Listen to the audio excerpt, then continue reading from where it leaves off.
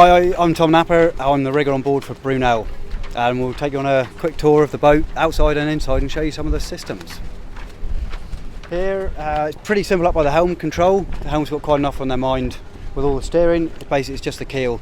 They can control the cant of the keel for tacking and jibing particularly. If we come further back behind you, Elaine, we have all of the ballast system. This is for filling the ballast tanks. We just push that down and a scoop goes into the water and we start filling the tanks with the aid of an electric pump as well to get it all up to the weather side. All of the safety gear, pretty simple, self-explanatory, as you'd have on many boats really. We've not done anything racy about that other than carbon fibre cases and trying to reduce some weight. We have these, the grinding handles here throughout the boat. These can be used to power hydraulics, and you change their function with foot buttons on the floor. They can be used to power hydraulics with this one, or we can even link all three of these together so that 6 people can be used together to hoist any of the sails when we need to. You can also set them up individually so that we can have one trimming the main. You can have one of these could be trimming the jib, and another one could be raising and lowering our dagger boards. Coming further forward, we have the main cockpit winch. This, as you see, can be responsible for a lot of lines here, including the furling lines. We have 4 furling lines in total, 2 for the headsails and 2 for the sails out on the end of the sprit. Let's have a look at the boards next, shall we? Up forward we have, down here, lots of lines, control lines for the jib. This looks messy, they're not set up as they would be for racing, but these are to allow us to adjust the sheeting position of the jib to essentially an infinite amount of places where we want them to be. Have a look at that.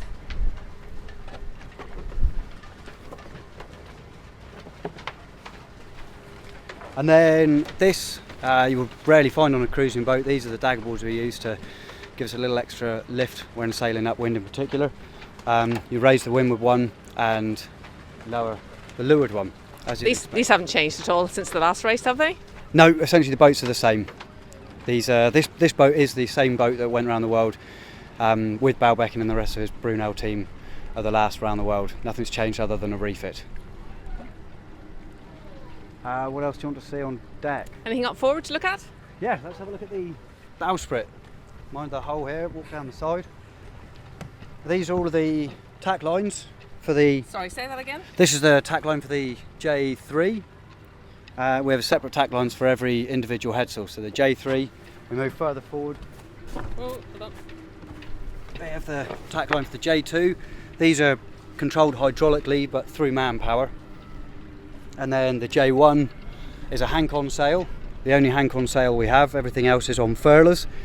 And here we have the 2 sprit tack lines. Again, they're furling sails out there for the Code Zeros, for the A3, etc.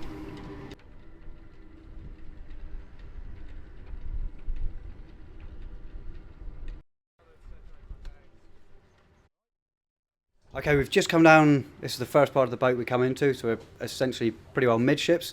You've got the bunks here where everyone will sleep. They'll sleep on the windward side of the boat all the time, so if the boat's tacking, people have to tack as well from bunk to bunk. Here you have the water bottles, the AIS safety gear essentially for if anyone goes over the side, and just water bottles for drinking and keeping hydrated.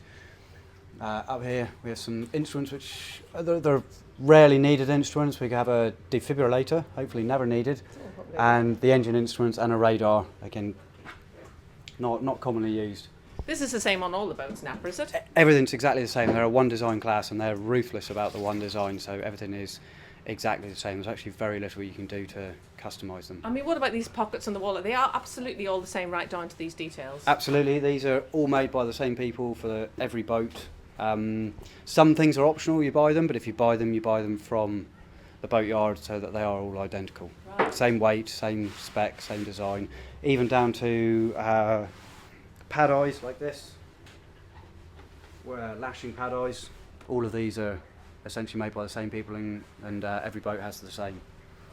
And this is your galley here. This is the galley.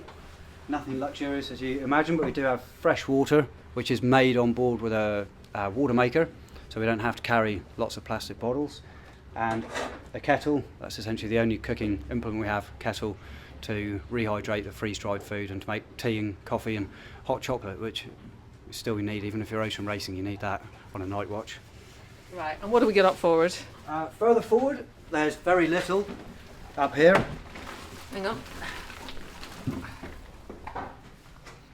We have a storm jib tied down there, never been used, only to show the Volvo that we have it, and a spare rudder, and then you can see the signatures. These are actually from the last round the world, all these signatures of people that have come and had a look around, from school children to family, friends and just interested people. And then we have a toilet. I don't think anyone's used it, but it is there, and every boat has one.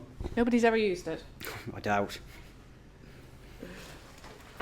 Other than that, it's a hollow space here. There is a forward tank you can fill with water here for ballast if the conditions dictate, but that's rarely used. It's normally the side-to-side ballast. Okay, cool. Maybe have a look further aft. Yeah, aft there's lots going on.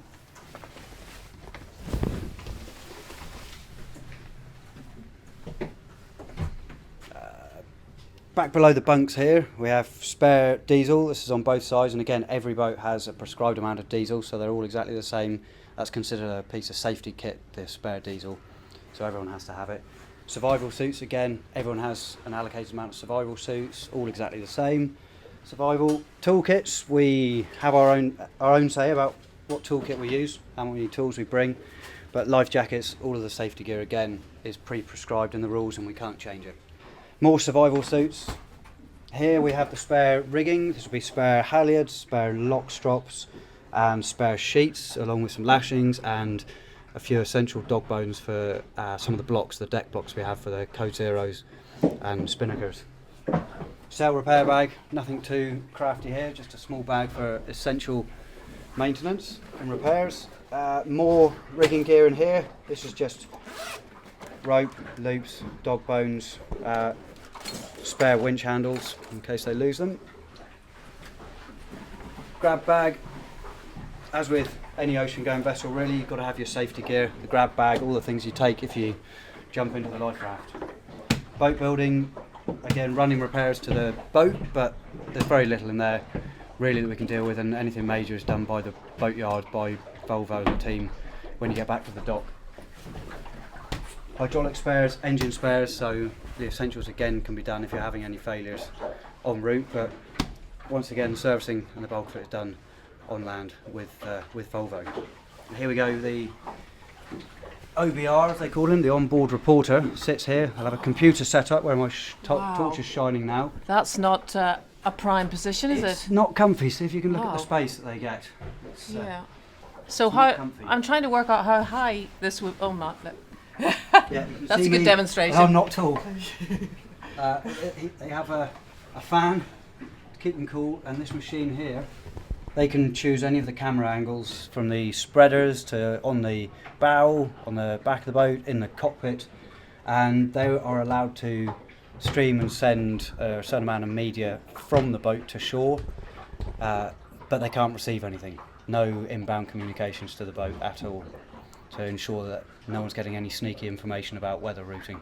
This is a spectacularly uncomfortable position, I guess, at sea. It is, and he has to physically tack himself as well, all of his gear from this side to the other side when the boat tacks. You can see he's got a seat here, and there is a little bit of legroom for him, but yeah, not comfy. And very similar for the navigator. If we go a bit further forward, which this is here. next seat forward.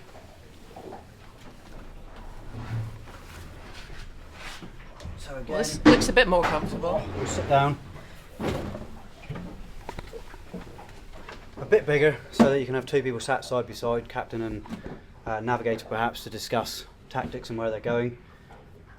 Not much here to see now because it's all been taken off, but they have the navigational computers, the wind instruments, and again a fan for the hot climates, and all of their electronics for the navigation gear back here.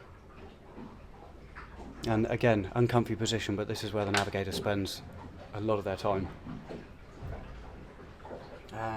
These bits you can see around us, these are the connectors for all of the grinders we're looking at upstairs. When they connect to one winch or another winch, these are how they're all connected. You can see the gear here, this is the central. And that's really, other than some electronics and some steering gear, that's about it down below. Very simple, very empty, very uncomfy.